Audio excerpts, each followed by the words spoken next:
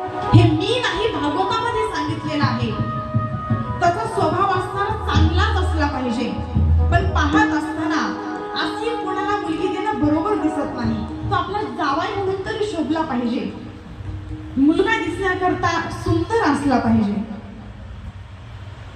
पाचवी असणारी गोष्ट सांगितली, शिकलेला असला पाहिजे, त्याच्याजवळ विद्या असली पाहिजे.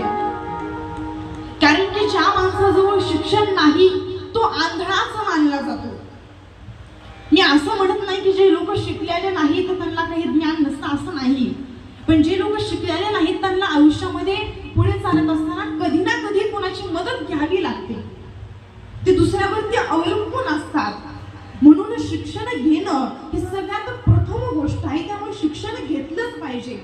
त्यामुळे जो काही वर पाहत आहोत तो शिकलेला पाहिजे, त्याच्याजवळ विद्या असली पाहिजे.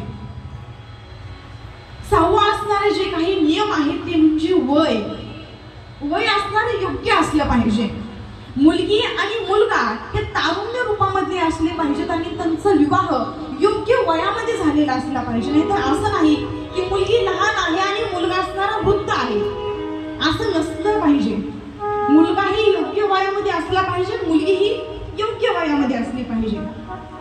हे असलेले 6 असणारे नियम. 7वा असणारा म्हणजे पाहिजे की त्याच्याजवळ धन आहे का. आता तुम्ही म्हणाल दीदी एकदा म्हणता की धन नसावं, एकदा म्हणता की धन असायला पाहिजे.